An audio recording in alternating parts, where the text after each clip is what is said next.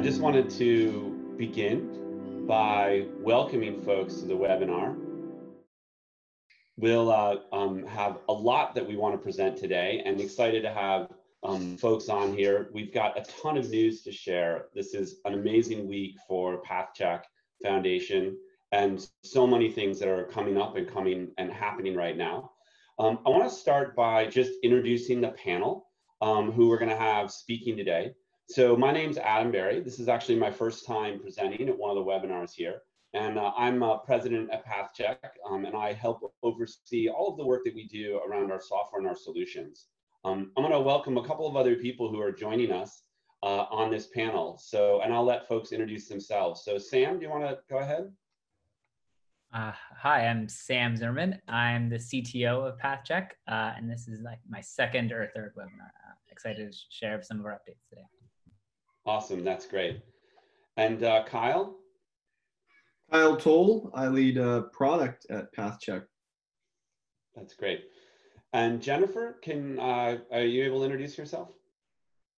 Hi, Jennifer. I'm a product manager on the PathCheck team. All right, excellent. Well, without further ado, the first announcement that I want to start out with, and kind of the very beginning place for our discussion of all the things that we have coming today. And we're going to be talking about our strategy. We're going to talk about our technology. We're going to talk about, we're going to show a bunch of demos, talk about kind of all the exciting things that are happening in the market around us, really try to lay out the story for what we're doing right now. So the first announcement, and I think one of the most important, is that we have officially changed our name to PathCheck Foundation. So many of you may know us as COVID Safe Pass. And that has been the name of our website. It's been the name of our application. But the nonprofit that we formed in order to support all this work was always called PathCheck. And we've decided to bring that name forward in a much more significant way. So we're going to be calling the organization PathCheck Foundation. We're not giving out money, but foundation's a common term that's often used in the open source community. And we really wanted to project very clearly that we're a nonprofit. So when you see the app in the App Store and it says it's from PathCheck Foundation, it immediately conveys the idea that we're a nonprofit, which is central to who we are and what we're doing. So we're going to be investing in building the PathCheck brand. We will still have names for some of our products, but in many places we're going to be leading with PathCheck as a representation. So our website today still says COVID Safe Pass, but next week you'll see PathCheck on the website. We'll be rolling out a lot of new content at the beginning of next week, and I'm really excited with this next step forward for us.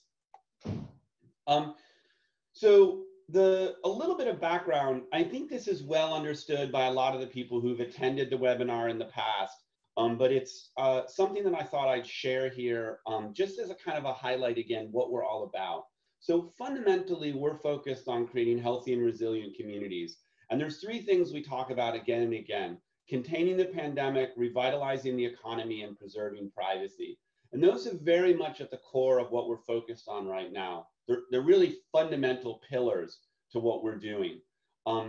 It's important to recognize the scale that we're at as well. We have an unbelievable community of volunteers who are contributing to the organization, over 1,600 who have signed up.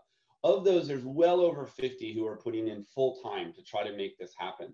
And when you look at our software project, it's incredible the community that has grown up around that. In addition to the core team of professional developers that we have working on it, we have hundreds of contributors that are adding every day to the software. And that's an amazing thing. I think it's a testament to all the momentum that we have in the market. Now, I also thought it would be helpful to just take a high level look briefly at what are we doing? What are we, as an organization overall? And I really think about it as three fundamental pillars. The first pillar is software. So we're building free open source privacy preserving software to support digital contact tracing, exposure notification, and we really think over time a new layer of infrastructure for privacy preserving digital public health. And that's really, really important for what we're doing. The second thing that we're focused on is delivering insights. And that we think of as a very collaborative process. So it's really working with peers and colleagues, with health authorities and scientists and researchers all over the world to try to capture and synthesize the research and analysis that's happening in this field, and to work towards creating industry standards, especially standards focused on interoperability between systems. You know, we very much believe that we're trying to catalyze and create a field. We don't expect to be the only software provider in this field. We want to be a partner here, but what we do want to do is help ensure that the field itself is working in a way that is interoperable, so the solutions that people are building can work together. And then the third thing that we're doing is partnership. So we try to work very closely with the health authorities and private sector organizations that we're partnering with to do this public health transformation. And that may include providing advising or services. We really see it as a collaborative partnership where we're co-creating this new field of capability together. So you'll hear a lot from us about all three of these areas, and these are going to continue to be really the foundational pillars for what PathCheck does in the market. I wanted to try to put this work also in context over time. As folks have seen in the news, you know, on one hand, digital contact tracing and exposure notification is still quite controversial. And I think it's important to recognize that this is a new field. Just a few months ago, back in February, you know, these concepts were nothing more than sketches on a whiteboard. So if you look at technologies and how they're adopted, we've grown at an astonishing rate as a field. The kinds of capabilities that we have available now are, the speed is really unprecedented. And we're going to be talking more about this with some really concrete examples. It's pretty amazing. But there's some laws of physics to this. To get a systems like this really working in the real world, the only way to do that is to actually deliver them and validate them by working with community members, folks who are using the application, our partners in the public health authorities. So we really see us at a stage right now where our primary focus, and this was really the title of the webinar, is shifting from concept to delivery. But it's the first stage of that delivery. We're not pretending that we're holding right now the perfect solution that's going to tomorrow change the world. But we think that potential is there. We think that these technologies could have a profound effect on transforming how we're responding to this virus and to containing it and letting us reopen our economies without sacrificing our privacy. So today, we're starting with deployments. On Friday, we announced the first one that we've spoken to publicly, which is in Teton County in Wyoming. They're going out with our, what we call our GPS Plus solution. And that's very, very exciting. And we have more than a dozen pilots around the world that are going to be rolling out over the next several weeks. And that's fantastic because having software in the field, in states, in counties, in countries, all over the world, will help provide those insights to bring this technology all the way to the level where it can be something that can be used by everybody. Our goal is to transition then, we hope by late summer, early fall, into a stage of scaling. You really start to see the maximum impacts of these technologies as you start to grow adoption. And so we'd like to have an unprecedented level of growth. And we think that the opportunity is to do there. To put that in context, 1 billion users would be about 30% of smartphones. You'd have a tremendous impact with that level of penetration.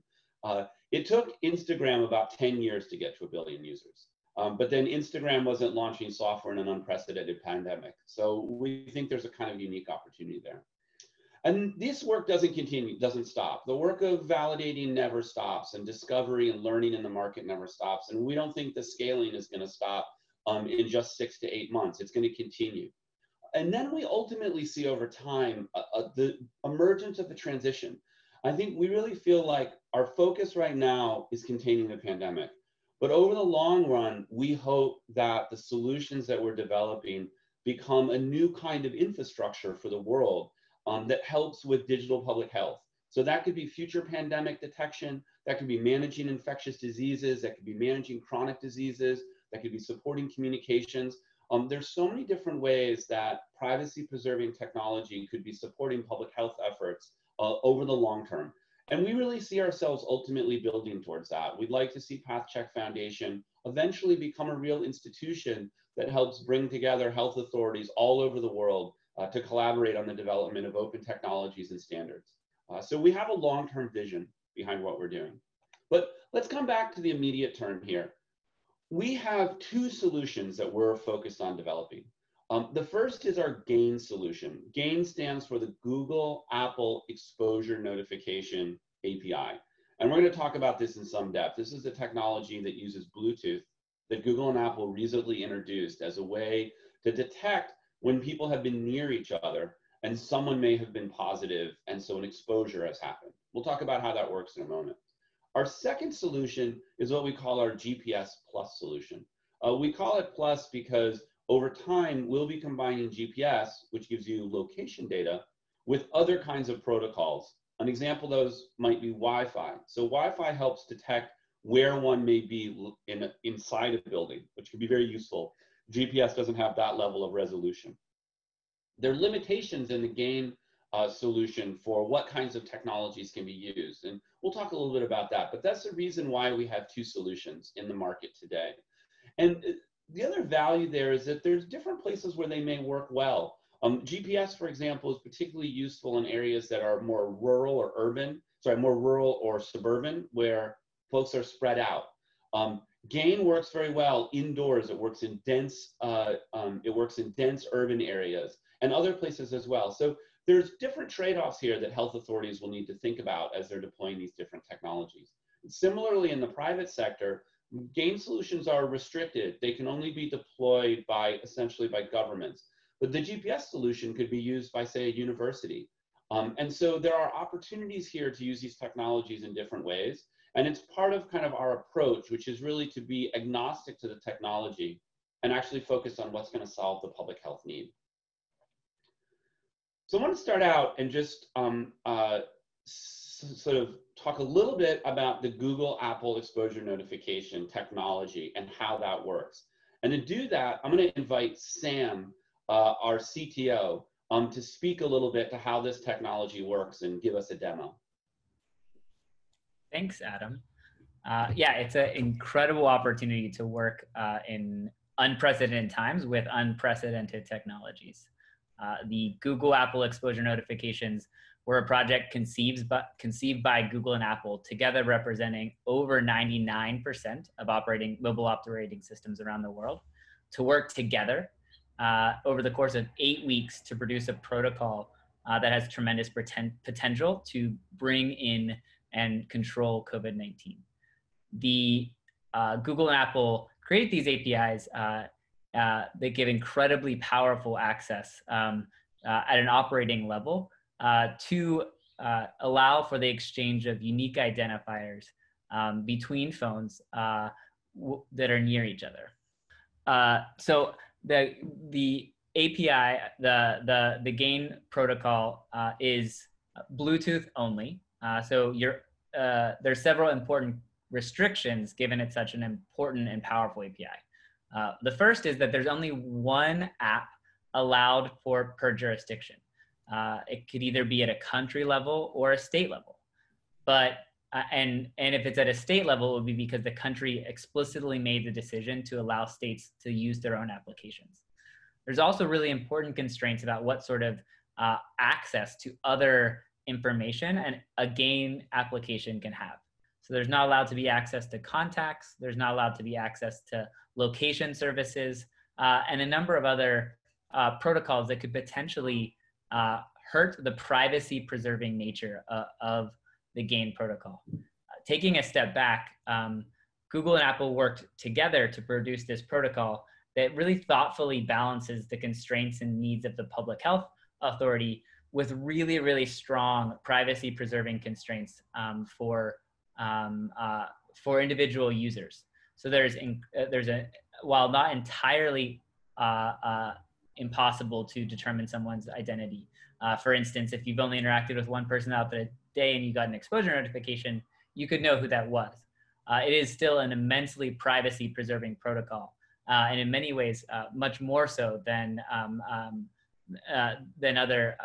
many other popular protocols.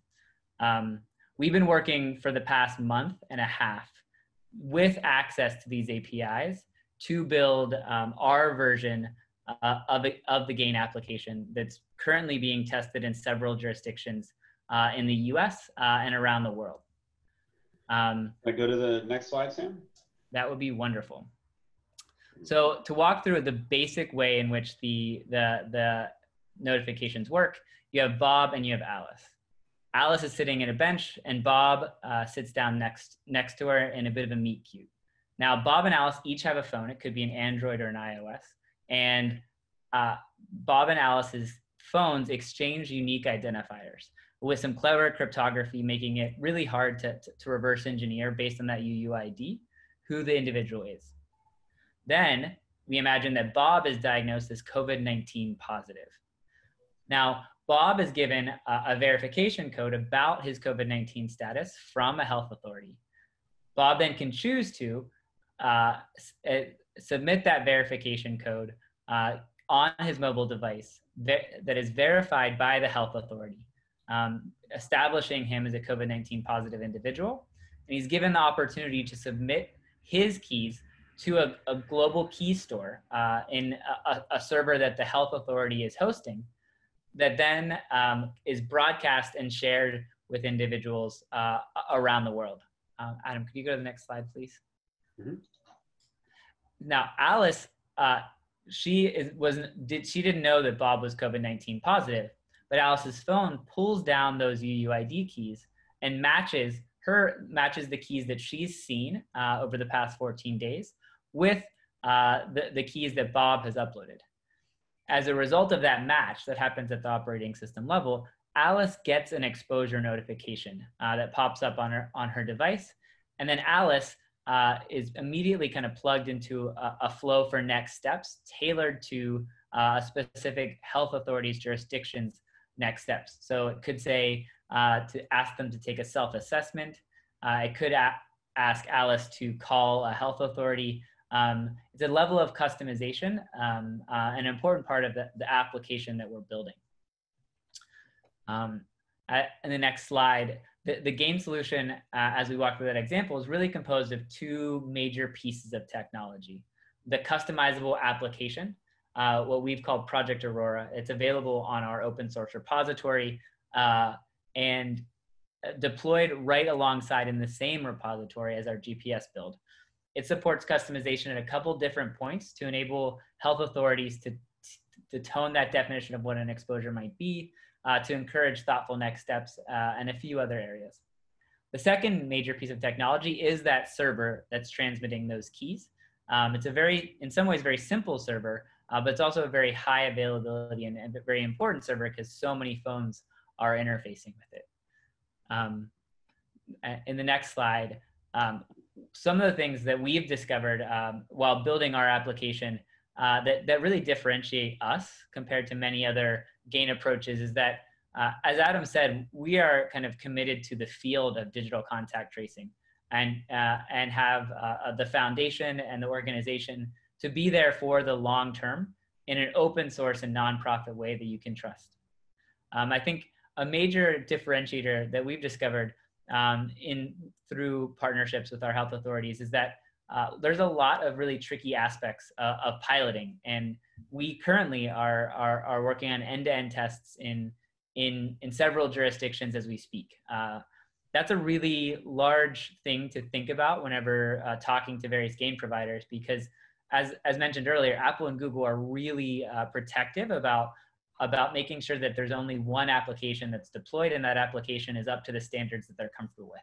And so we're really proud of the fact that Google and Apple, through our health authority partnerships, have verified and trust us to launch those pilots and have given us the credentials accordingly. We also offer a host of solution providers with expertise in these really, really rapidly evolving technologies, so that health authorities can learn and have maintained software without having to hire a large team internally. We offer the ability to host the GAEN server, and in many of the end-to-end tests that we are starting with our server so that we can begin that testing at the same time as we're setting up infrastructure for that jurisdiction. And lastly, as we'll get to a bit in the demo, because we're really focused on the field of digital contact tracing, and we're focused on a modular approach with with components that can be added across GPS and Bluetooth, we believe that there will be many modules in the future that can be added to your application in a customizable way to support manual contact tracing initiatives, to enable value creation for users on their own devices, as well as for health authorities trying to learn and understand more about the disease. So we really think of ourselves as offering a suite of tools with a protocol at the core. Now I'm going to jump into the demo. Before we jump into the demo, there was one question that had to do with where the GAEN keys are stored and whether those are stored globally or on a per health authority basis. Could you explain that a little bit and just also touch on what we think the roadmap for travel is and interoperability, those two pieces? Yeah, happily. So this is as I kind of began with, two of the largest tech companies in the world working quickly to launch a product in 8 weeks. It's something that normally takes them years, is unheard of. And that means that this protocol is really rapidly evolving. We've gone from a 1.0 to a 1.5 release expected on the iOS side in the next, at the end of July. Those updates offer several key concepts and extensions around the concept of roaming. So how different countries, different states can work together to transfer keys and information for individuals that are traveling or individuals that are crossing borders for any number of other reasons, as well as a number of substantial changes to actual operating level integrations, enabling a user to not need to download an application in order to, without not needing to download an application for the protocol to be in effect, and only download that application after there's been an exposure. Now, to speak specifically to the question of hosting, the server that we use offers the ability to support multiple jurisdictions. We can optionally support an instance of the server for a given jurisdiction, or we can offer a multi-tenant, multi-region solution that could work for a whole region, like OAS or the EU or an alliance of countries that are hoping to work together in launching an application. That's great. Sam, I'm going to stop screen sharing so you can get up to show a demo of this. I think while Sam sets that up, I think it's a really important point that GAEN can only be deployed by an authorized health authority. This is not a technology that can just be picked up in the private sector. It really has to come from an authorized health authority. And it varies country to country at what level Google and Apple are doing that. In the US, it's at a state level. In many countries, it's at the national level. So there's some variation there, but that's an important part of the process. And they've been quite conservative about giving out these, what they call the entitlement that allows you to deploy these applications. And we think for good reason. This is a powerful API, and so being thoughtful about its deployment, we believe makes sense. In a way, I like to think about it that in a sense, Google and Apple have jumped ahead of the regulators that might normally be active in this space in order to say, here is a regulatory scheme that we can work with globally that helps to preserve privacy and also ensure that the authorities using it are in fact legitimate. Yeah, excellent. So with that, I'm going to kind of jump into the demo itself. You'll see that this is my live phone, and this is the builds we're going to be looking at are in test flight. So that means that the applications we're looking at are okayed and have the ability to be published to the App Store.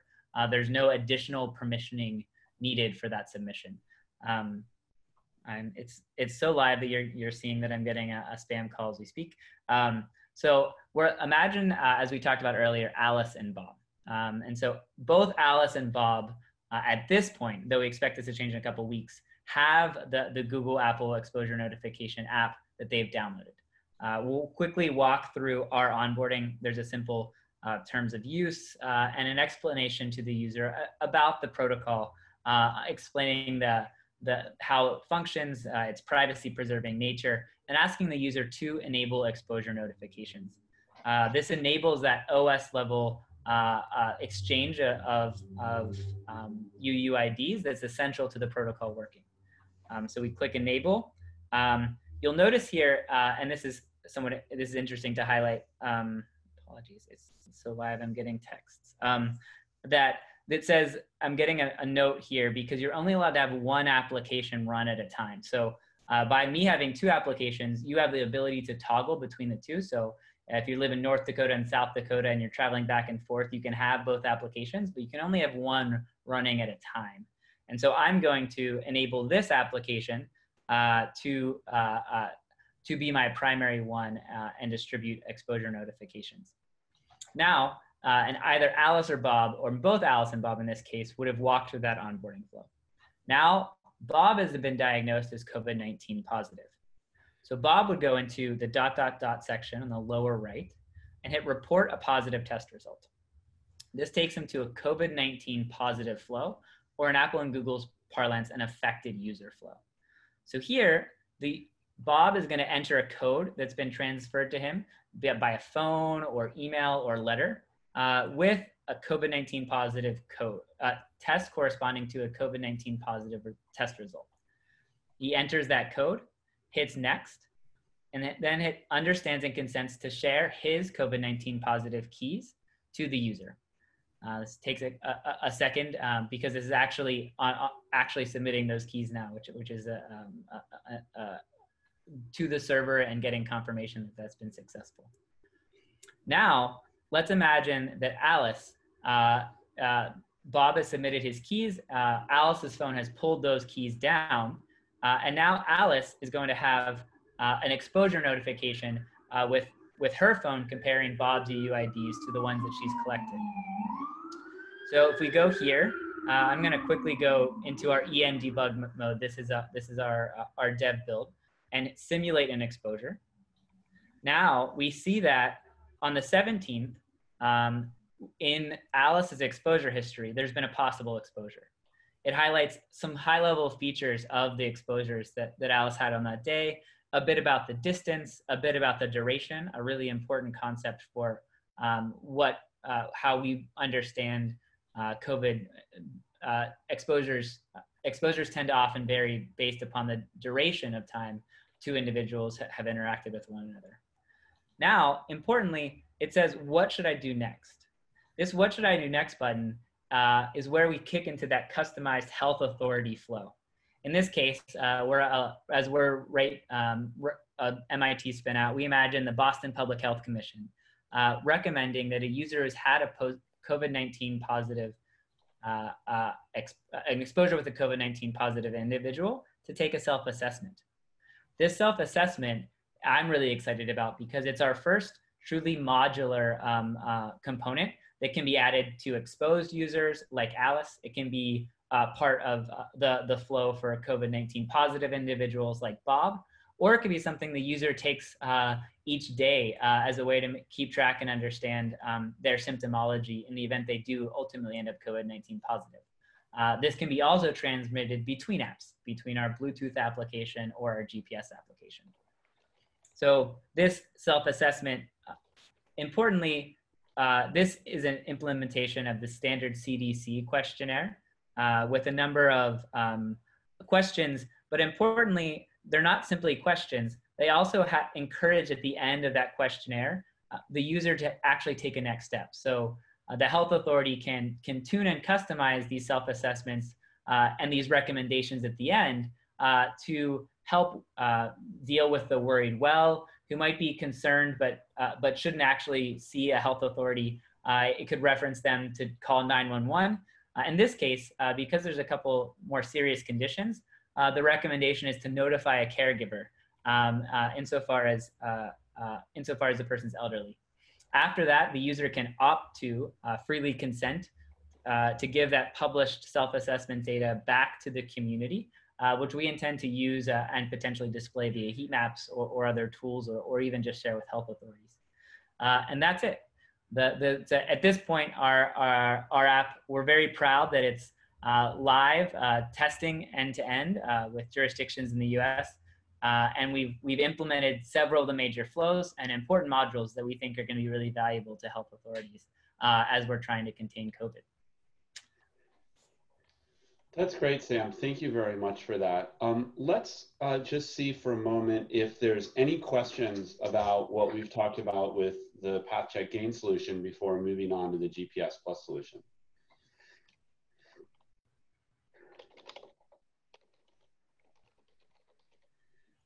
Anybody? Anything they want to share? Any questions? Yes, we do have a few questions in chat. So Great.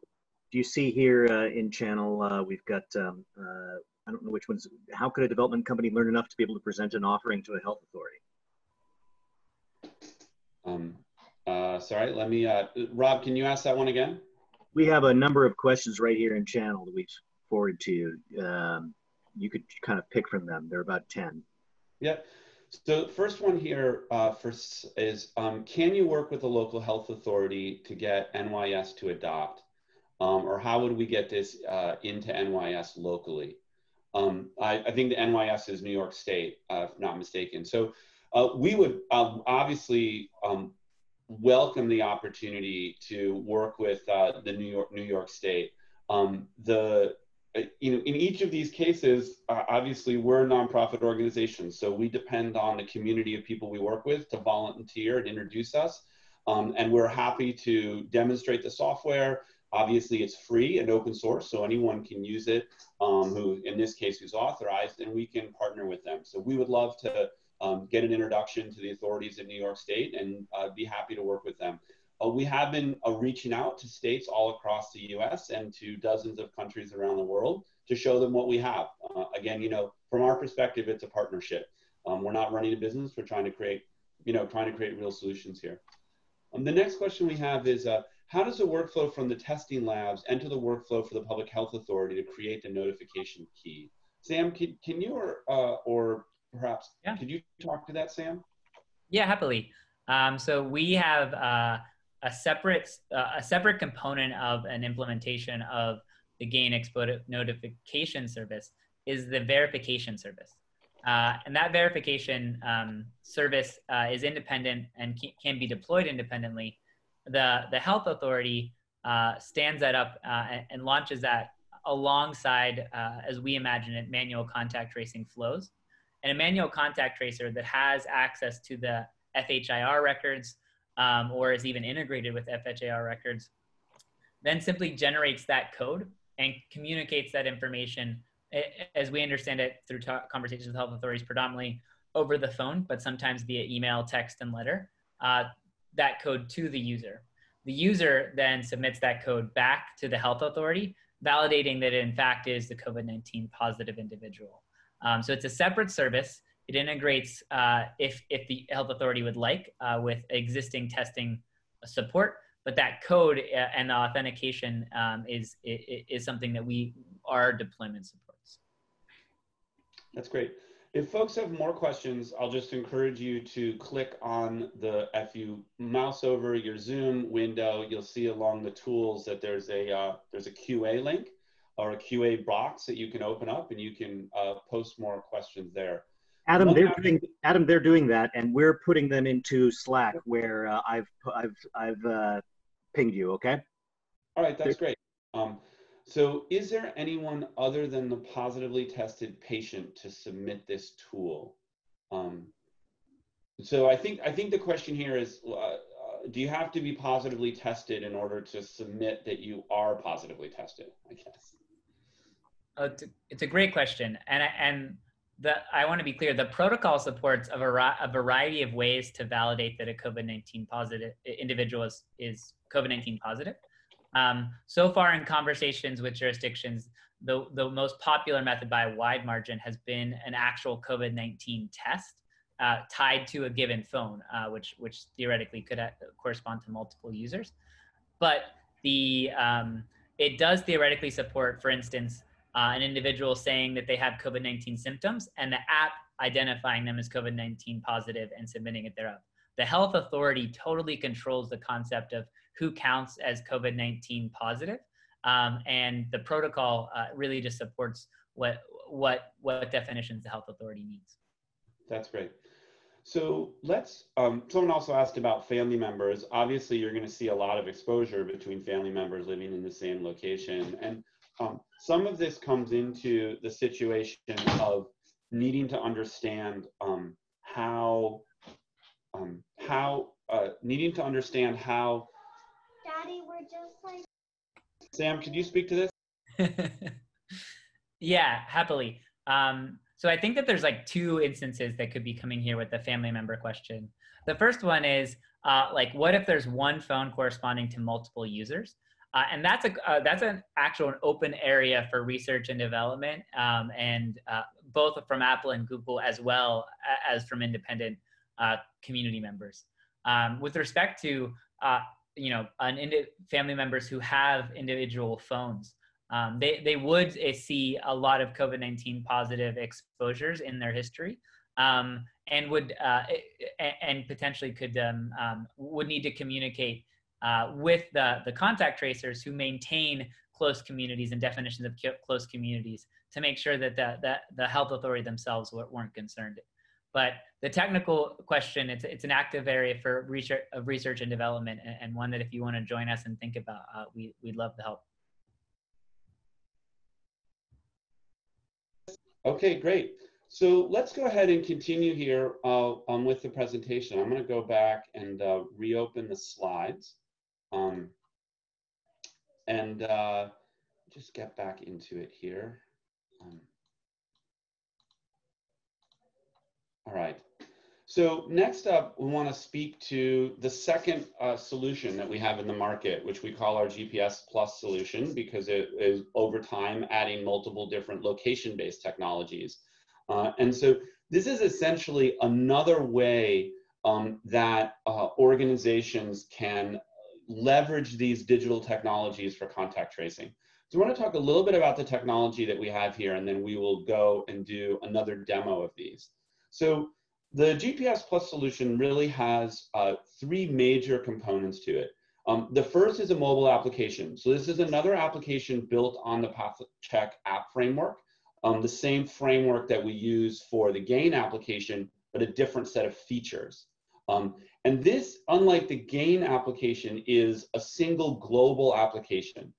So anyone can go to the App Store and download the PathCheck application in order to leverage these capabilities. On the health authority side, we have a set of contact tracing tools. So essentially, these tools integrate with the app solution, and they help the contact tracer in the interview process. When we go to the demo, you'll see some examples of this, but there's a number of different ways the tools can be used.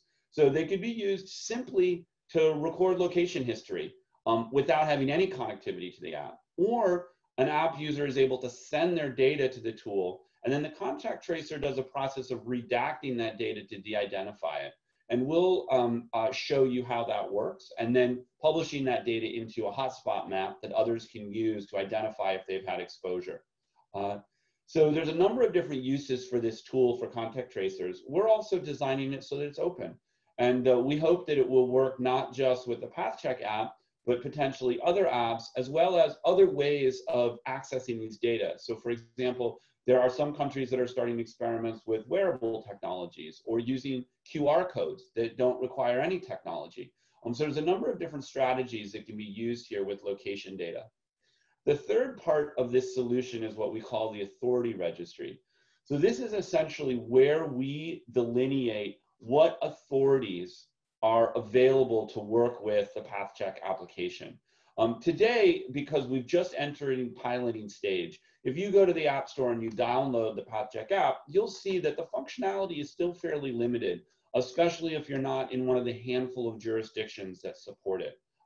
But we will be adding more value to the application. And so for people who are in an unsupported authority, what they'll be able to get out of the application is the ability to maintain their own private location diary and symptom diary, and eventually a testing diary that's on their phone. And that could support even a manual tracing interview.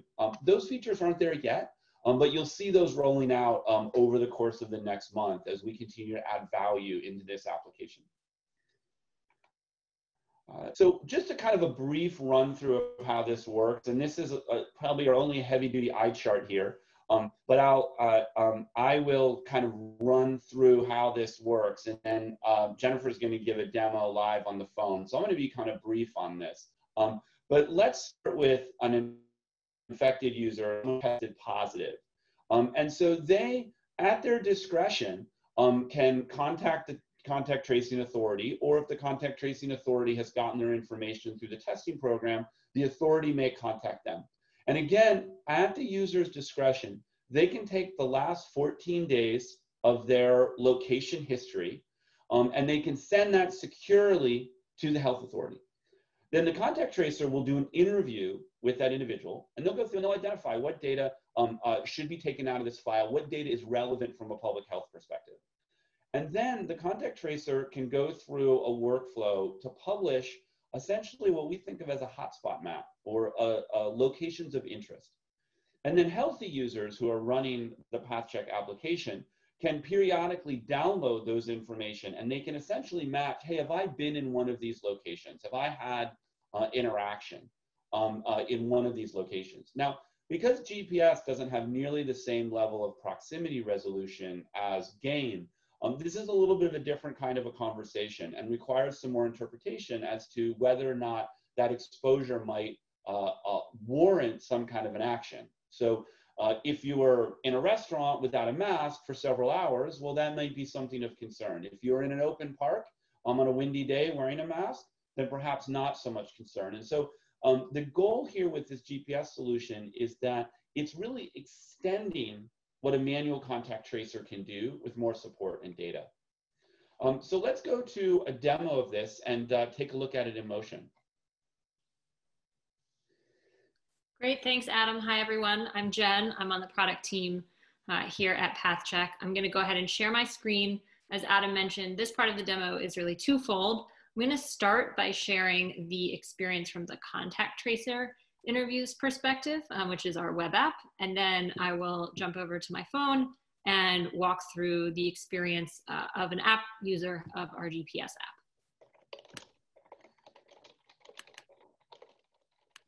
All right, let me double check that that is working. All right, so PathCheck Safe Places is our web app provided to health authorities. And I'm gonna go ahead, I've already logged in. And here I'm just going to walk through the experience that a contact tracer goes through when they lead an interview with somebody who has tested positive for COVID-19. So in this case, you have the ability to add a new record, and that generates a code that the contact tracer verbally communicates to the interviewee. And then, as we'll see in a moment, the patient will input this code on their phone as a process of consenting to sharing their location history with the contact tracer as part of the interview. So I'm going to close this out and just load the record that I've previously already input into the system for the demo. And so here we can imagine that in this particular interview, the contact tracer has either imported the data provided by the user's app, or in the case, and this will be true especially at the beginning, when a health authority first launches this suite, many users who test positive might not yet have the GPS app, and thus the contact tracer can still use the web app to manually input points. You can see here that a contact tracer has a number of different ways to filter the data. We're looking at a sample data set, but approximately a week's worth of data. What's critical here is you can go through the process of talking through each location, and then, as Adam mentioned, redacting data that represents personally identifiable information, such as the patient's home or locations of friends and family. So here, if we want to say delete this data point, we can do that. In this particular case, we can delete multiple points if there are multiple locations that the patient wishes to redact. We can also, when you imagine looking at 14 days worth of location history, that data set can get quite large. And so we've built in a number of different filters so that the contact tracer can filter for just a single day, multiple days, based on how they can make the data as easy as possible to navigate. At the end of the contact tracing interview, after they've talked through the location history with the patient, the contact tracer then stages the data for publishing. And at that point, they once again receive consent from the patient, not just to have pulled down their data, but now to publish the anonymized data set, as Adam mentioned. So I've received consent, and now it is ready for staging. That's the end of the contact tracer's experience. And an admin within the health authority can come over here and actually publish that set of records in aggregate with other records from contact tracing that has maybe happened that day or that week. And I'll just show you that quickly. You can see here a history of contact tracing interviews that have happened over the past few days. Each of these can be have been staged for publishing and now can be published back to the health authority's server as points of interest that ultimately get pulled to any app user as a potential exposure notification if their phone has also come into contact with those points. So I'm going to pause the web interview and jump over to the app user's experience. Let me pull up another device.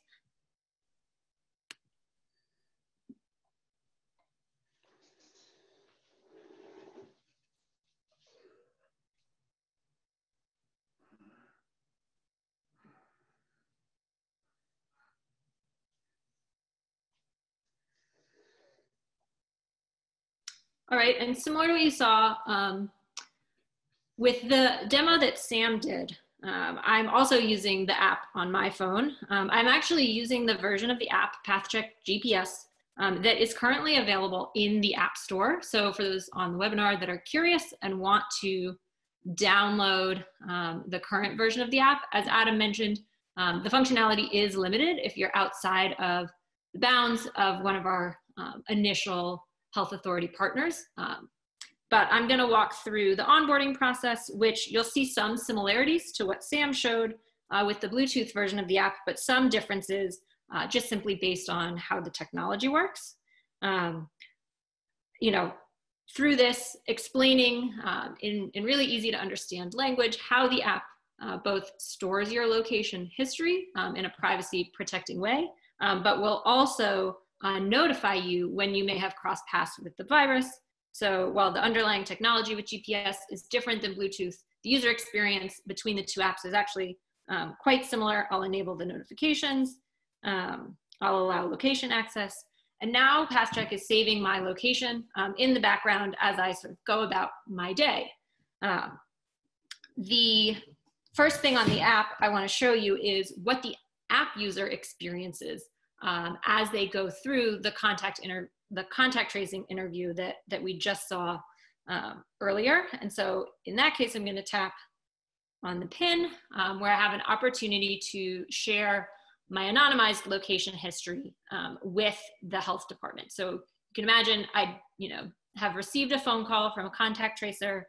I will start, I will select my health department, I will hit next, and I will input the code that the contact tracing interviewer provided me over the phone. And that allows my location history to be securely transmitted to the health authority's servers and ends up in the web view that I just walked through a few minutes ago. I'm going to close this out and go back to the main screen. The second sort of core value proposition of the mobile app is similar to what Sam showed, the exposure history screen. Here, just because I've just downloaded the app and have just started tracking data, I don't have a history of data that would trigger any exposure notifications, but you could see how easy it is for a user to jump between days and track how many potential exposure notifications they've received and the length of time they were potentially exposed, along with recommendations from their health authority for what to do if they have been exposed. And that's the GPS app. So I will stop sharing and pass it back to you, Adam. Great, thank you very much for that. So I want to just run through a few more topics here to kind of try to put all of this in context, and then we will take a little bit more time for questions. So we're going to run a little bit over the hour on this. Now, we've been talking a lot about these digital contact tracing technologies, and one of the things that I wanted to recognize was that we understand that the solutions that we're building and developing integrate with many other components. We think about that as a whole product strategy from the public health authority's perspective. So testing, test management, and the management of testing credentials, CRM systems, call center operations, and case management, the digital contact tracing technologies that we've been talking about, and then supporting analytics and reporting and additional services. So we're working hard as an organization to form the robust partnerships with the other companies and nonprofits that are building technologies in these different categories.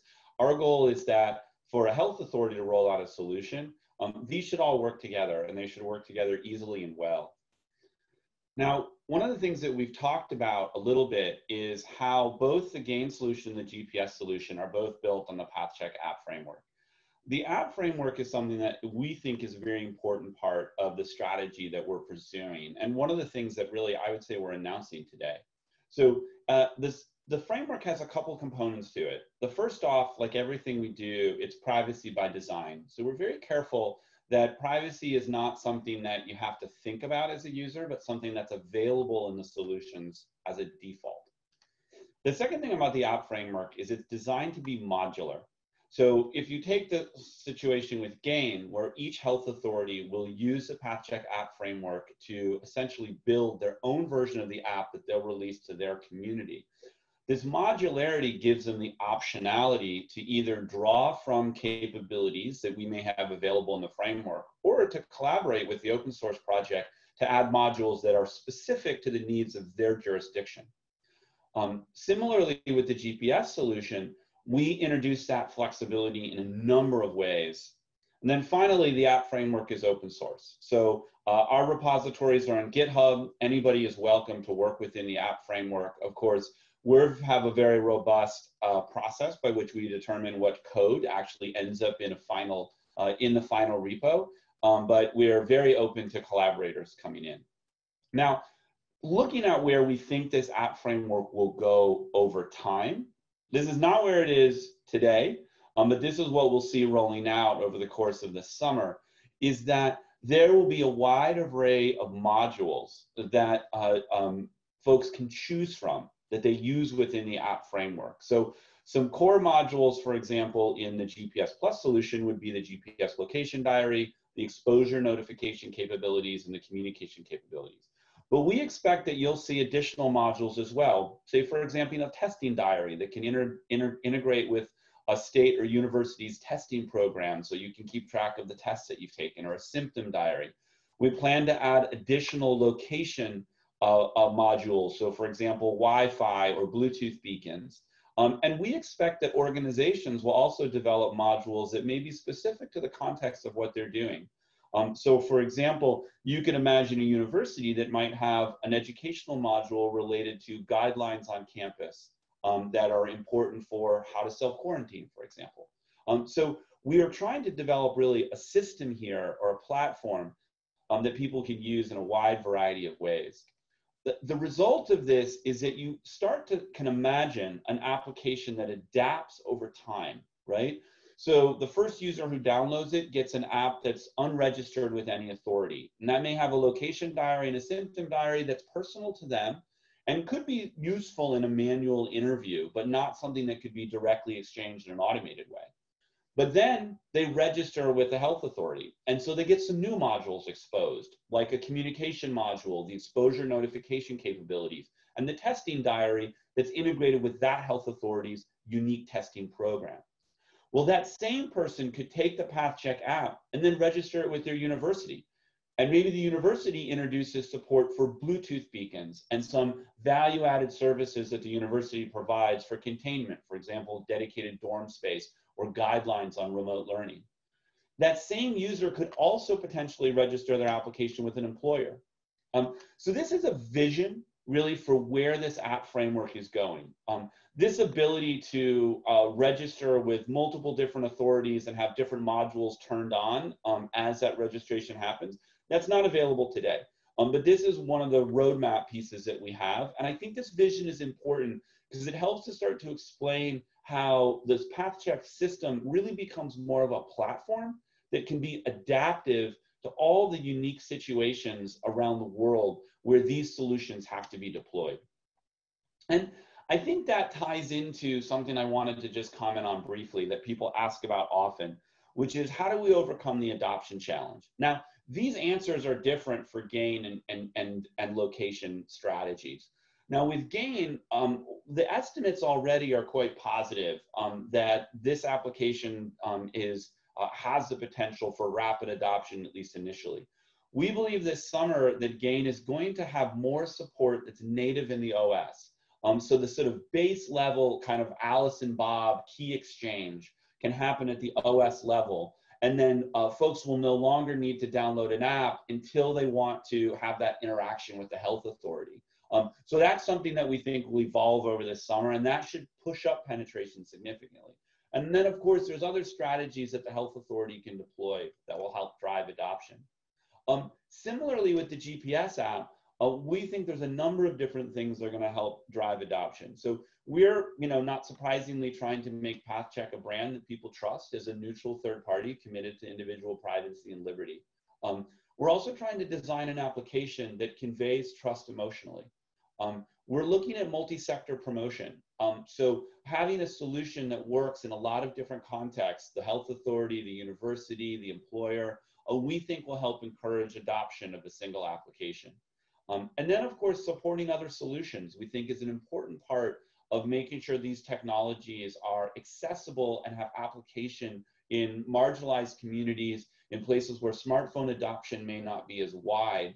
So solutions like QR codes and wearables and other approaches we think are going to be very important, and one that we're going to continue to pursue through partnerships. I talked a little bit about this concept of progressive adoption, but I think this is valuable from a health authority's perspective, that there's a usefulness from these technologies merely in supporting a manual interview, and it gets increasingly valuable over time as more and more capabilities are introduced to a community or a population. So I'm going to end here and kind of take some questions in a moment, but I just wanted to reemphasize a point that we made at the beginning. We're not a company. We're not in the market trying to hype a solution or sell a solution to people. We really want to be there as a partner. I mean, our goal is to co-create a new field of digital public health technologies that can really have a meaningful impact on this pandemic, can make our communities more healthy and more resilient, and help us revitalize our economy. We see that as a collaboration, a broad collaboration across the community of volunteers that have come to PathCheck, collaboration with other organizations and projects, collaboration with for-profit organizations that are providing solutions and complementary technologies, collaborations with academics and researchers who are helping understand how these technologies work and how they can have efficacy and impact. And most importantly, I think collaboration with health authorities to figure out how to make these programs work. We understand that digital contact tracing is still a controversial and fraught field. We believe that we're going to be able to steer through that over the next several months and have the availability, another tool in the toolkit for health authorities who, I think, as we've seen from the recent news, new explosive outbreaks across the United States, that we need more tools in our toolkit, and we very much believe that these will be valuable and complementary to the other things that we have as a civilization to try to address this pandemic. So let me stop there, and we can go ahead and take some answers to questions.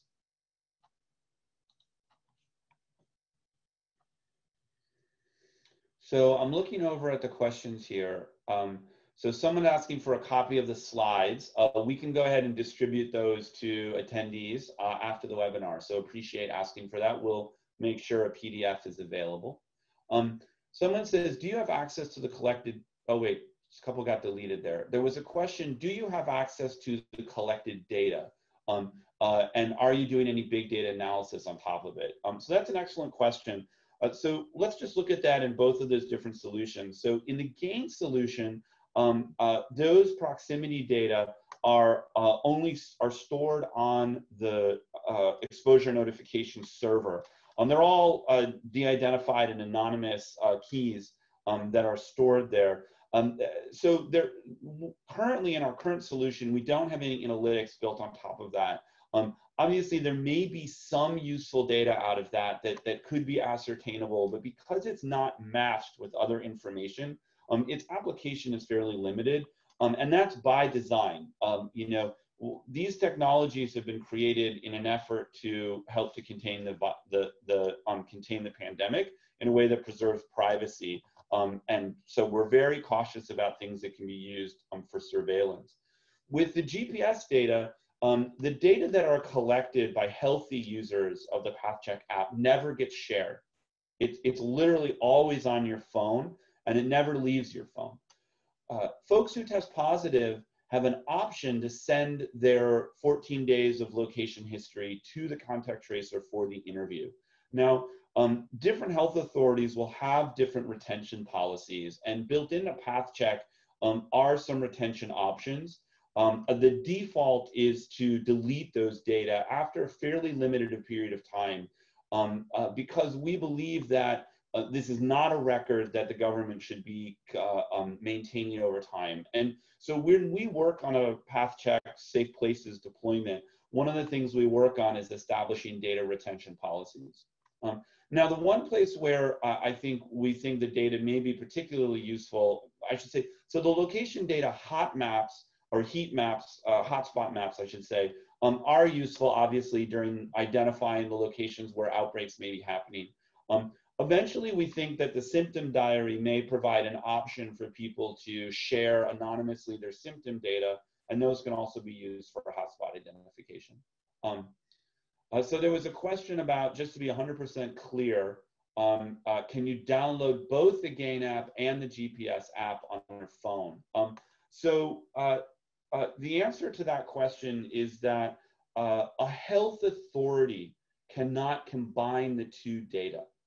So both apps could be running on the phone, but a health authority is not allowed to combine the GAEN data with the GPS data on the back end or between the two apps. So the two apps won't talk to each other on the phone, and the data are unable to be combined also on the server side at the health authority. So they would run entirely in parallel. Now, I think what we're seeing is that health authorities are generally making a choice between GPS or GAEN, depending on their unique needs and their context and what they're doing. Obviously, in the private sector and the university space, there is not an option for a university to deploy GAEN. They could leverage a GAEN app if their state or country has deployed it. We think as the GAEN app adoption grows and it becomes more native to the phone, there will be, I think consumers will be more readily willing to also combine that with another app. We also can imagine, and again, Google and Apple have not announced anything formally on this, but we can imagine that there may be additional functionality, that ways in which GAEN will be extended, but we expect that GPS and other location protocols will really be separate from GAEN. The next question, what are the precautions that have been taken so far that when the open source approach may not lead to a lack of privacy when deployed by third parties? Okay, that's I think a couple of different ways to understand that question, but let me answer it in two ways. So first is, we're very passionate about open source, and we believe in the core philosophy that many eyes catch many bugs. And so having transparent code makes code more secure because people can inspect it and identify where problems may be. We've already had a community of white hat hackers who have gone after the technology at one of their conferences, which is a common thing that hackers like to do, and given us lots of wonderful detailed feedbacks about ways that we could make it more privacy preserving. And overall, that was a very positive experience, and we got some good feedback there, and that's been incorporated into the application. There's another part of this question, which is something that people can do with open source software, is they can do a process called forking the code. And essentially, that's a fancy way of saying they can make their own copies. Now, the challenge there is if someone makes a copy of the software and they deploy their own application with it. So, for example, somebody makes a copy of the PathCheck GPS solution, and then they build a solution for their country or their county that's no longer connected to the primary code repository. There's a risk there that they're not getting the necessary updates. They're not getting patches as they go along. And we're definitely concerned about that. And so we have a couple different strategies that we're using to address that. The first strategy was this design of the app framework. One of the goals of the app framework was to encourage people to not fork the code, but to work in the primary sort of main branch or primary repository for the code and simply introduce the modules that they need. And if they do want to do their own build of an application, which is required for GAEN and optional for GPS, that they can do that with a technology called build flags, where they basically can say, look, out of the core repository, I can build a version of this for my country or my county or my city. And so that's one modality that we're approaching. The other is that with the shift to the PathCheck trademark, we're going to be a lot more rigorous about not allowing people to use that trademark unless they're actually using a certified version of the application. And in that case, they could say, for example, powered by. We currently don't have a certification program, and that's because we're conservative about this. Given how rapidly this technology is developing, we would prefer if people were collaborating with us in the main branch as opposed to going off and developing on their own. But again, it's open source, and many people working together. At the end of the day, we think will result in the best possible solution. So there was another question, FYI, I believe that the HA will need to deploy both since different use cases will benefit from one or the other, not thinking that it needs to be combined. I'm happy to talk to Sam and Kyle offline. Yeah, so I think this is a really interesting time. Like if you look across our pilots, we have some health authorities who are in fact running parallel pilots with both GAEN and GPS. We have some who've said, look, for our location, GPS works really well for what we need to do. And others who have said, we really want to lean in on GAEN and see how GAEN will work for us. We're very encouraged by that. And we'd like to see that continue. We think the more that we can see these capabilities out in the wild, in the community, the more we're going to learn about how they can work together. And the more that we can learn about where the contexts are that they're the most valuable and the most relevant. And you know, as Sam mentioned before, part of the design of the app framework is that modules, many modules, you'll be able to use across both. So for example, a testing diary could be used within GAEN. The communication module can be used within GAEN. And that communication module, we expect to get much more robust over time, enabling more robust two-way communication with health authorities. So I think we're going to see plenty of modules that are value add that can be shared across both solutions, and some that will only be available one or the other. So additional questions? I'll ask the moderators, if you could keep posting questions in the Zoom QA bar, I think that's the easiest way for us to pick them off. Thank you. Adam, they're there, and what you do is you go into the Answered tab, and somebody has simply acknowledged that somebody made the question, but they're not answered actually. So okay, great. If you go into Answered, I'll go in there and that's where the whole good. Okay. So I'll run down this list. Thank you, Rob, Sure. for that. And GAEN, you said exposure codes are shared globally. Okay, we did answer that one. Just to be clear, the exposure, if you post your exposure keys to a server within a health authority, each health authority by default has their own server. As Sam mentioned, There are some conversations happening about how interoperability might work between servers or how regions might decide to work together. But today, the primary deployment modality is one exposure notification server per location. There is a roadmap to have a concept of tourists where someone could move from one location to another, but that's not available in the solution right now. The next one, which states or local health departments are on board? So we're pretty conservative in our communication about this. We really wait until a location is ready to communicate what they're doing with us in particular. We have about a dozen that are either in the process or will over the next several weeks roll out pilots or deployments. And those include several US states across both GPS and GAEN, as well as counties, territories, countries around the world. Specifically, the only one that is currently public is Teton County, which announced yesterday. And we're really excited to be partners with them. They have been fantastic. They've rolled out the GPS Plus solution because they're at the county level. They're not able to roll out a GAEN solution, but also Wyoming being a state, with where people are very different than New York. People are relatively spread out. GPS does have excellent application in that environment, and they have a very strong manual contact tracing program and testing program. So they're able to use the software to support that. Over the course of the next month, I think you're going to see a lot more announcements.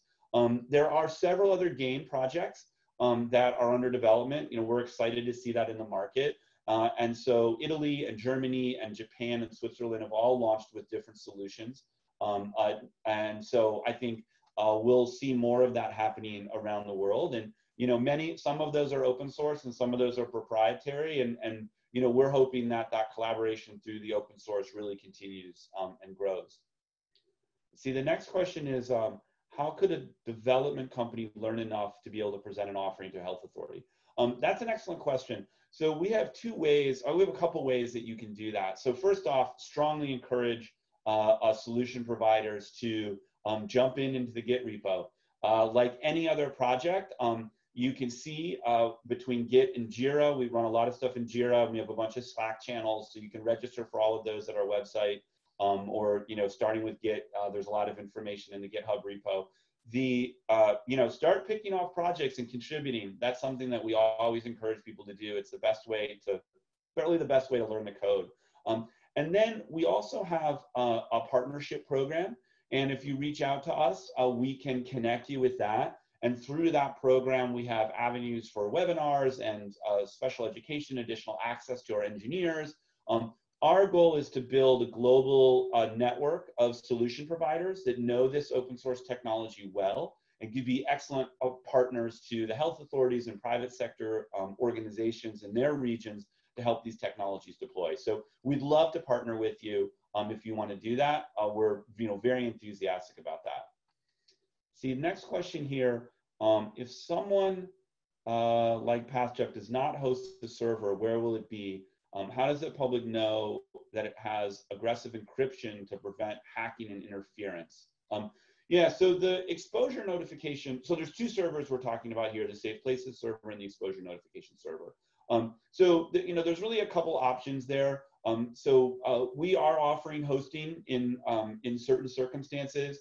Many of the health authorities also sometimes have the resources, the IT resources to stand up their own hosting. And the third hosting option is to work with a solution provider who is part of our partner program in order to support hosting options there. Sam and Kyle can maybe Sam, could you speak a little bit to kind of how privacy and encryption is handled within the servers?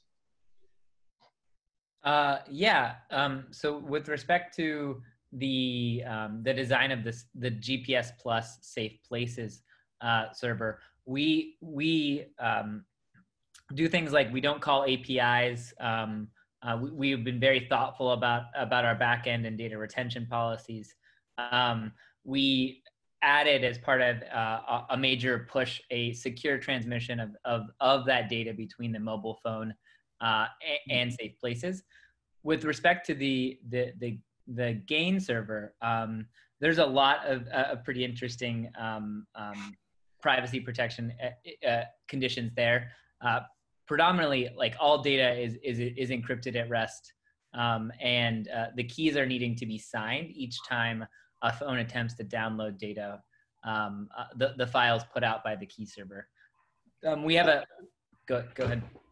I was also going to add that, like, to one of the reasons why we have an authority registry in the GPS Plus side of the solution is to provide sort of this gatekeeping function on making sure that health departments that are in that registry are following those best practices around privacy, security, et cetera. So it's something that we make sure we get right in the implementation process, but as well, we want to be able to monitor that. And there's a lot we can do on the code side that we have done as well. If you're able to look at the open source repos for hashing, encrypted transmission, et cetera, of the data. So we also just don't share a lot of data from the phone to those servers. What's stored there for longer periods of time is considered largely public and non-sensitive. So there's a lot, and as Sam said, like the GAEN side of it is extremely locked down and built into the code and the infrastructure as well. So yeah. We have a repository. Privacy and security is part of our. We do audits, and you can take a look, and we encourage you guys to commit to help make it more secure. So next question here, this looks like a pretty full-featured app. If a government or an agency wants to deploy or adopt your solution, what do they have to build or implement versus what comes out of the box? So I would say that, so with the PathCheck GAEN application, there's a little bit of some decisions that have, some configuration decisions that have to be made. And then we can build the application for a specific authority. And for the GPS solution, that's available outside of the box, right out of the box now, so to speak. So it's fun to say out of the box. It's been a long time since I shipped software in a box, but that term is great as a kind of callback to the way we used to do it. So, but yes, I think the net of this is both of these solutions can be deployed now as they are. They require very minimal changes, unless, of course, you want to add capabilities that are, specific, but they're deployable as is. Let's see, someone asked about, we talked about New York State. Another question, how does the workflow from the testing lab work to sort of enter the workflow for the public health authority? So that's a really good question. So there's, and it varies a little bit, first off, because not everybody's administering their testing the same way around the world. But maybe one of you, Kyle or Sam, maybe I'll throw this one to Kyle first. You could just speak a little bit to the testing flow for GAEN and the testing flow for GPS Plus, because it's a little bit different. You're muted, Kyle. Yeah, just to make sure I understand the question, it's about the how the COVID positive testing intersects with the, yeah. So there's some variations on this from just a process standpoint based on the health departments and how they do testing and contact tracing and how these things fit together. On the GPS Plus side of the house, the assumption is that the COVID positive test is what has put an infected patient's file or contact information in queue for a contact tracer, right? So they're contacting that patient usually via phone at that time and initiating the contact tracing interview with the COVID positive patient. And that's where they would do like what Jen demoed, the sharing of location diary and things like that to help with the contact tracing interview. On the GAEN side, it is similar in that regard. And when we think that the contact tracer would be reaching out and asking the COVID positive patient to upload their keys and give them an authorization code to upload their keys into the secure cloud where the GAEN server is running. In that way, the exposure notifications can be generated on healthy individuals' phones. But that's not the only way to do it on GAEN. There's the concept of using symptoms as a way to generate COVID positive status. And there's a lot of customization that is meant to be tailored to what health departments really want from a policy standpoint, from an epidemiology standpoint. And there's going to be a lot of iteration on that over the coming weeks, months, as Google, Apple, as health departments fine tune these settings to be the most efficacious as they can be for slowing the spread. Yeah. So, Sam, anything you want to add on that? Just that I think that it is a bit of discovery, and part of one of those first conversations we'll have should a jurisdiction be interested in pursuing either approach is understanding what exists and making sure it hooks up to our tools. Yeah. Keep working through the questions here. So is anyone other than the positively tested person sharing data? This is a good, we keep coming back to this point, but it's just such a good one to keep coming back to. So if you think about a population where, you're having illness in, 1 to 2% of the people, that means that 99% of the people's data never leave their phone. I think this is like just a critical concept here. So 99% of people never share their data off their phone. Literally, it never leaves their phone. And that's for both GAEN or for GPS. That's why we like to call these diaries, because they're private. And they're encrypted on your phone and they never leave your phone. So it's the 1% of people who test positive who are given the option to share their data.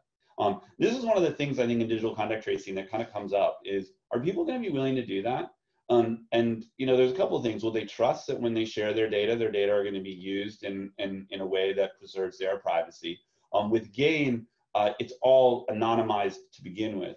With the current GPS Plus solution, it's your trails of locations for 14 days. So one will be able to see, for example, if your house is a place you spend a lot of time. So you're at that point trusting the contact authority to redact those data. Over time, we're going to give users more tools to be able to do that on their phone. So the data they share are even more narrowly cast to the places of interest. But you could also imagine someone using that location diary manually. So they get called by a contact tracer. The contact tracer says, where have you been through the last 14 days? And then you eventually, not today, but eventually you'll be able to use that location diary on your phone to support that interview. So the only people who share are the people who choose to share, and the only people who are asked to share are the people who've tested positive. And so that's a very small number of people relative. But if you only do that, you can take the spread of the virus down to such a point in which we could control it entirely. So we could bring this virus entirely under control with really just a small number of people making sure that their community understands that they might be at risk. And instead of everyone staying home or self-quarantining, a handful of people self-quarantine and we stop the outbreaks from spreading. That's the concept behind it. So there's a question of, would GAEN work in a federated environment, e.g. if a country or state wants to use the same application? So I think we've talked about this a little bit, but GAEN is basically at the state or national level. And right now the system doesn't support federation, but over the course of this summer, federation is going to be added. Initially, it looks like in the form of tourists. So you're able to sort of register when you move from one location to another as a tourist. And then your data gets shared with the place you're registered and with your home country. And so I think that will evolve over time. This is a known problem, and this is a rapidly developing field, so I think there'll be solutions to that. In terms of international cooperation with African countries, are you working with? So we are actually working with a number of African countries. Again, we don't speak publicly about the authorities that we're working with until they choose to speak publicly themselves. But we are working with a number of African countries. We're very excited by a project that we're collaborating with COVID-ID, which has a QR code-based system that's building on top of QR code infrastructure that already exists in a number of countries in Africa and does not require smartphones, but still in a privacy-preserving, anonymous way can help governments identify hotspots, for example, You might have a popular venue like a club that lots of people are going in and out of. If there was exposure in that, it's very difficult to identify how that exposure, who that exposure may have affected. So that's an example of a solution that may use a non-phone based or non-smartphone based capability, just sort of manually carrying an anonymous QR code with you, but that ties into the system. Clarification of the questions about GAEN solution sharing. Can you use postal zip code for maps? You know, not quite sure yet, but you know, we think it's likely that zip code data is at like a high enough level of granularity that that's going to be allowed and supported under the GAEN scheme, but not clear yet kind of where that's going to happen. How are we handling GPS accuracy indoors? So I think that the short answer to that is GPS is not particularly accurate indoors. And it's also got accuracy issues in dense urban areas. So you know, I think our strategy on that is to support multiple protocols. I think ultimately we think the location-based technology is going to depend on more than one protocol. GPS is helpful in some contexts, not in others. It has a sort of degree of resolution that can be very useful and is definitely, we think, makes manual contact tracing more efficient. But combined with other protocols, its accuracy and proximity will increase. Let's see. So to see if there's any other new questions. I think that's the full set here. A few open questions. Is any university planning to use your solutions to take back, to open up their campus? Yes, I should say we are, again, not publicly yet, but we are working with a number of universities, and we're actually pretty excited. We think that Safe Places and the GPS Plus solution is actually a wonderful solution for university campuses. The app framework model, we think, also allows for some modularity. So we have a number of university collaborations underway. And we're pretty excited about those. And so definitely if folks are on the call from universities, we'd absolutely encourage you to reach out to us. We would love to collaborate on finding solutions. We know schools are so focused on trying to reopen this fall, and we think this could be a really nice complement to the other kind of multi-pronged strategies that folks are offering on campus. There was another question here. How do you prevent bad actors from misrepresenting themselves and claiming a positive test? So we were talking a little bit about this before. And in the GAEN solution, that is somewhat at the discretion of the health authority, whether they want to use testing in order to authorize people to share positive data, or whether they want to use symptoms to authorize sharing of positive data. Those are some configuration options. Absolutely, we think that the kind of you know, one that is going to be fraud minimizing will be to hook into the testing program. So essentially, you can only post positive data if you've got an authorization key from a testing provider. So some programs are going to have the robust capabilities to do that, others won't. And you know, with these technologies, I think it's like other, you know, another way to think about this is that it's risk management, and everyone's going to have to use some judgment about the risk. You know, what did they face if they get an exposure notification? What does that mean for them specifically? Which is in fact what we're all doing now. And I'll tell a story where, you know, our building flooded and we all had to evacuate in the height of the breakout here in Boston.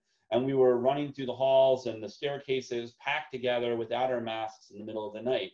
There was a judgment call there, you know, that we had to make as a family. Were we going to be more aggressive about our self-quarantining because we found ourselves in a really exposed situation? And so we, you know, that was a decision that we made as a family to be more conservative with that. I think these technologies also are going to demand that folks make some of their own individual judgments about how great the risk is. In the GPS Plus solution, the primary use case is that the flow again starts with testing, and it really flows through the contact tracing program. So most of the manual contact tracing programs are hooked to the testing programs. So when you go in to get tested, you authorize, usually under HIPAA, to share your medical data with the contact tracing program, and you get a contact tracing follow-up, either a call or an email, and that begins the cycle. And so that is the start of the request for your data. So you're not able to send your location data without that. And so that is a privacy preserving and fraud prevention strategy that's used with the GPS Plus. Great. Well, it's 2:30. We're half an hour over. We've had wonderful that the vast majority of the guests to this webinar today were able to stay on, and grateful for that. We very much hope that this information was helpful to you. I want to absolutely thank my panelists here, Sam and Kyle. And one of the things that I feel just so grateful for working on this project is just the incredible amount of talent that are volunteering their time, contributing their time, donating software, donating services in order to make this happen. It wouldn't be possible without that. And every day I kind of pinch myself because it's a privilege to be able to work with these communities and all of the amazing leaders and developers and testers and product managers and consultants and advisors and just all across the organization. So, very, very grateful to that. So thank you for the panelists and thank you for coming today. And I think this here closes the webinar for this Saturday.